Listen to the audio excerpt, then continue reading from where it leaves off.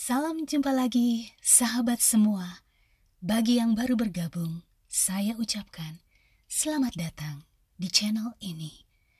Hari ini kita akan melanjutkan lagi bacaan kita dari buku Kebahagiaan Sejati, bab yang kelima, penyerahan diri. Selamat mendengarkan. Janji Allah ialah, apabila kamu mencari aku, kamu akan menemukan aku. Apabila kamu menanyakan aku dengan segenap hati. Yeremia 29 ayat 13. Segenap hati harus diserahkan kepada Tuhan. Kalau tidak, perubahan tak akan pernah terjadi dalam diri kita. Perubahan yang akan memulihkan kita menjadi seperti Dia. Dengan keadaan seperti ini, kita terpisah dari Allah. Roh Kudus melukiskan keadaan kita dalam kalimat seperti berikut. Kamu dahulu sudah mati karena pelanggaran-pelanggaran dan dosa-dosamu. Seluruh kepala sakit dan seluruh hati lemah lesu. Tidak ada yang sehat. Tertulis di dalam Efesus 2 ayat 1 dan Yesaya 1 ayat 5-6. Kita telah dikungkung di dalam jerat setan yang telah mengikat mereka pada kehendaknya. Tertulis di dalam 2 Timotius 2 ayat 26. Allah ingin menyembuhkan kita, membuat kita bebas. Tetapi karena ini memerlukan perubahan yang menyeluruh, pembaharuan seluruh keadaan kita, maka kita harus menyerahkan segenap diri kepadanya. Peperangan melawan diri sendiri adalah peperangan terbesar yang pernah berlangsung. Penyerahan diri sendiri, memasrahkan sepenuhnya kepada kehendak Allah, memerlukan satu pergumulan. Tetapi jiwa itu harus lebih dulu diserahkan kepada Allah. Barulah dapat dibaharui di dalam kesucian. Pemerintahan Allah bukanlah seperti yang digambarkan setan, didasarkan atas penyerahan yang buta, satu pengendalian yang tidak masuk akal. Pemerintahan itu menarik pikiran dan hati nurani. Marilah, baiklah kita berperkara, adalah merupakan undangan Khalik Pencipta kepada makhluk-makhluk ciptaannya. Tertulis di dalam Yesaya 1 ayat 18. Allah tidak memaksa kehendak kepada makhluk ciptaannya. Tuhan tidak mau menerima perbaktian yang dilakukan dengan pikiran dan kemauan yang tidak rela. Sebuah penyerahan yang terpaksa akan menghalangi semua pertumbuhan pikiran maupun tabiat.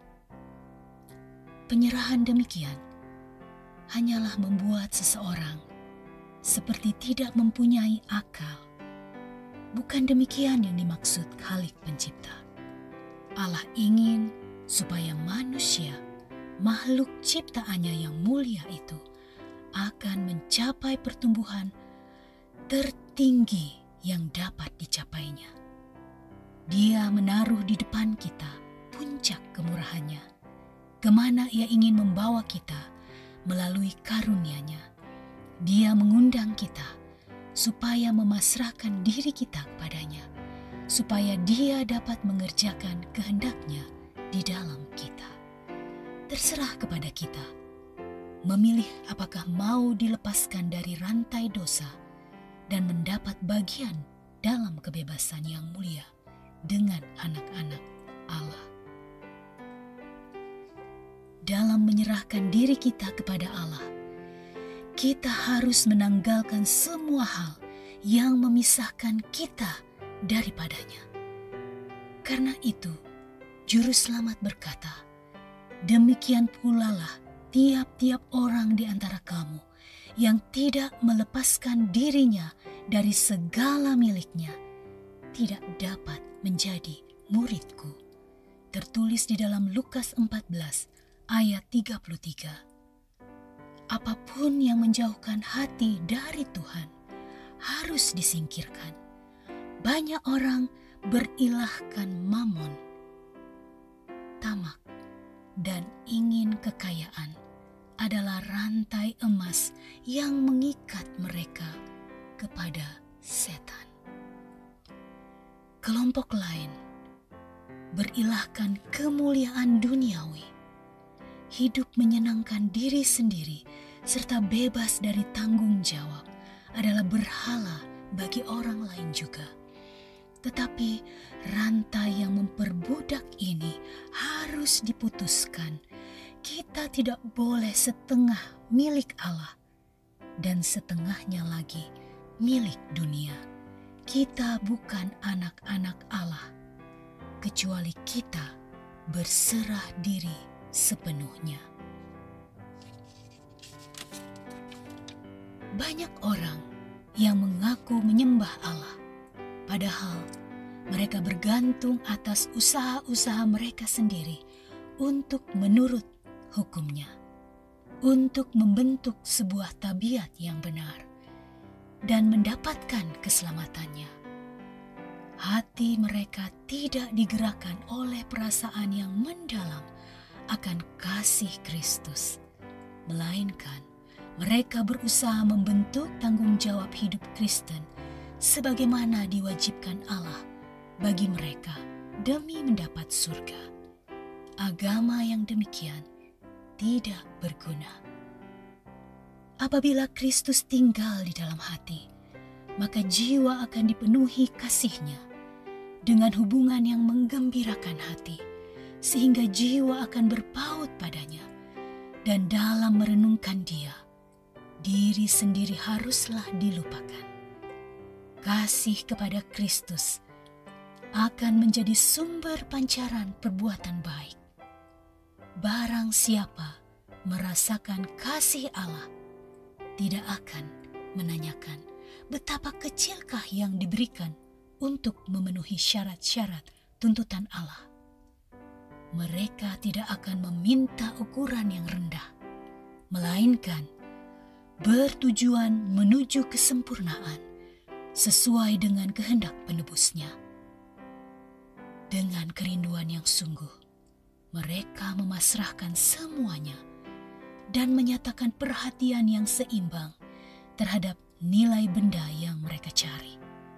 Mengaku pengikut Kristus tanpa kasih yang mendalam seperti ini adalah omong kosong belaka, formalitas yang kering, dan usaha yang amat hina.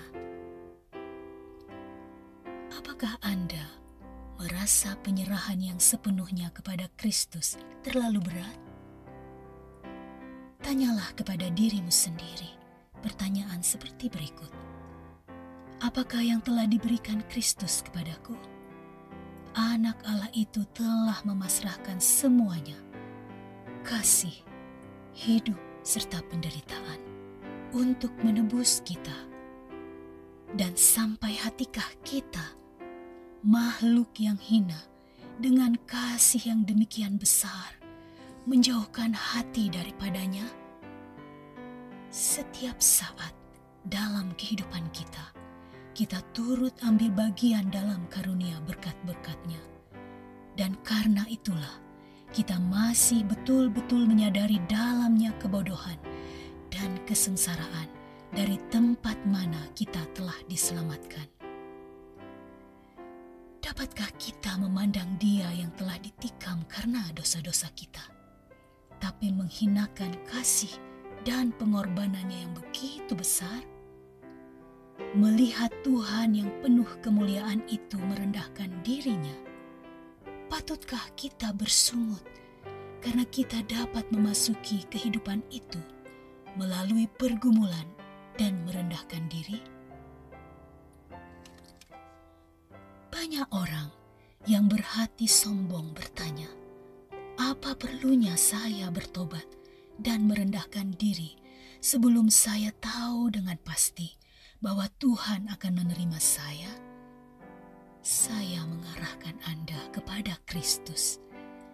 Dia tidak berdosa sama sekali dan lebih dari itu. Dia adalah putra Allah. Tetapi demi kepentingan manusia, dia memikul dosa umat manusia. Ia pun terhitung di antara pemberontak-pemberontak, sekalipun ia menanggung dosa banyak orang dan berdoa untuk pemberontak-pemberontak. Tertulis di dalam Yesaya 53 ayat 12. Tetapi apakah yang kita korbankan apabila kita menyerahkan semuanya? Hati yang telah dikotori dosa, supaya disucikan oleh Yesus, dibasuhkan oleh darahnya sendiri, untuk diselamatkan dengan kasih-Nya yang tiada taranya. Namun, orang masih mengira berat untuk menyerahkan semuanya itu.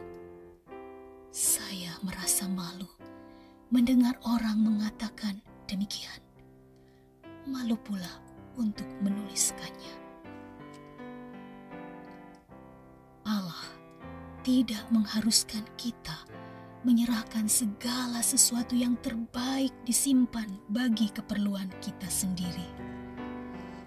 Dalam segala sesuatu yang dilakukannya, Dia selalu mengingat kebajikan anak-anaknya. Andai kata semua orang yang belum memilih Kristus itu dapat menyadari bahwa Dia mempunyai sesuatu yang jauh lebih baik untuk diserahkan kepada mereka daripada yang mereka cari untuk diri mereka sendiri. Manusia mengerjakan kejahatan dan bencana yang terbesar bagi jiwanya sendiri apabila dia berpikir dan bertindak melawan kehendak Allah.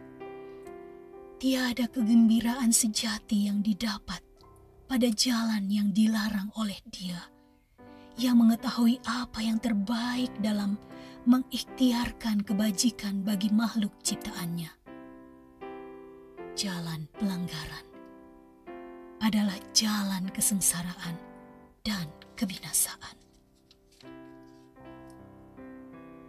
Adalah keliru menganggap bahwa Tuhan senang melihat anak-anaknya menderita sengsara. Semua penghuni surga menaruh perhatian terhadap kebahagiaan manusia. Bapa kita yang di surga tidak menutup saluran kegembiraan makhluk ciptaannya. Tuntutan-tuntutan ilahi meminta kita supaya menjauhkan diri dari segala kemanjaan yang akan membawa sengsara dan kekecewaan, yang akan menutup pintu kebahagiaan dan surga bagi kita. Penebus dunia menerima manusia itu sebagaimana adanya dan dengan segala kekurangan mereka, ketidaksempurnaan mereka, di dalam kelemahan-kelemahan mereka. Dan Dia bukan saja membasuhkan dari dosa, serta membayar tebusan melalui darahnya, tetapi juga akan memuaskan kerinduan hati semua orang yang mau menanggung kuknya, menanggung bebannya. Maksudnya ialah memberikan perdamaian dan kesentosaan kepada semua orang yang datang kepadanya meminta roti hidup. Dia menuntut kita supaya hanya mengerjakan tanggung jawab yang akan menuntun langkah-langkah kaki kita menuju kebahagiaan yang lebih tinggi yang tidak dapat diperoleh orang-orang yang durhaka. Kehidupan jiwa yang benar dan menggembirakan ialah dengan memiliki Kristus di dalam hati, pengharapan kemuliaan itu. Banyak orang bertanya, bagaimana saya dapat memasrahkan diri sepenuhnya kepada Tuhan?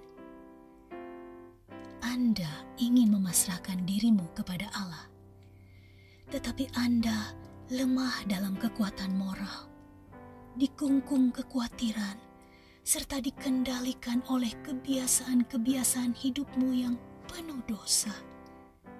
Janji-janji dan segala keputusan hatimu adalah bagaikan tali yang terbuat dari rumput. Anda tidak mampu menguasai angan-angan, dorongan-dorongan hati, dan keinginan-keinginanmu. Sadar akan janji-janji yang tidak dapat kau tepati, serta tekad yang hilang begitu saja, melemahkan keyakinanmu di dalam ketulusan hatimu, menyebabkan Anda merasa bahwa Allah tidak dapat menerima Anda. Tetapi Anda tidak perlu putus asa. Apa yang perlu dipahami ialah kuasa kemauan yang sejati. Inilah kuasa yang memerintah dalam tabiat manusia, kuasa untuk mengambil keputusan atau kuasa memilih. Segala sesuatu tergantung dari perbuatan, kemauan yang benar. Kuasa untuk memilih Allah telah diberikan kepada manusia. Inilah yang harus digunakan oleh manusia. Anda tidak dapat mengubah hatimu dengan dirimu sendiri. Anda tidak dapat menyerahkan kepada Allah segala keinginan hati itu. Namun Anda dapat memilih untuk melayani Dia. Anda dapat menyerahkan kemauan kepadanya, lalu Dia akan bekerja di dalam dirimu dan mengerjakannya semua sesuai dengan keridlaannya. Dengan demikian, semua tabiatmu akan diarahkan kepada pimpinan Roh Kristus. Keinginan-keinginanmu akan dipusatkan kepadanya. Pikiran-pikiranmu akan sejalan dengan Dia. Kerinduan akan kebajikan dan kesucian memang baik adanya. Tetapi jika Anda berhenti hanya sampai di situ saja, tidak ada gunanya. Banyak orang yang hilang sementara berharap dan ingin menjadi orang Kristen. Mereka tidak sampai pada titik penyerahan kemauannya kepada Allah. Mereka tidak memilih sekarang juga untuk menjadi orang Kristen. Dengan menggunakan kemauan secara benar atau menggunakan kuasa memilih secara benar, maka perubahan yang menyeluruh akan terjadi dalam kehidupanmu. Maka dengan menyerahkan segenap kemauanmu kepada kehendak Kristus, Anda menghubungkan diri dengan kuasa di atas segala kuasa dan penguasa. Anda akan mendapat kekuatan dari atas yang menjaga Anda tetap teguh, dan melalui penyerahan yang tetap kepada Tuhan, Anda sanggup menghidupkan kehidupan yang baru, yaitu hidup di dalam iman. Demikianlah bacaan kita pada hari ini. Kiranya terberkati.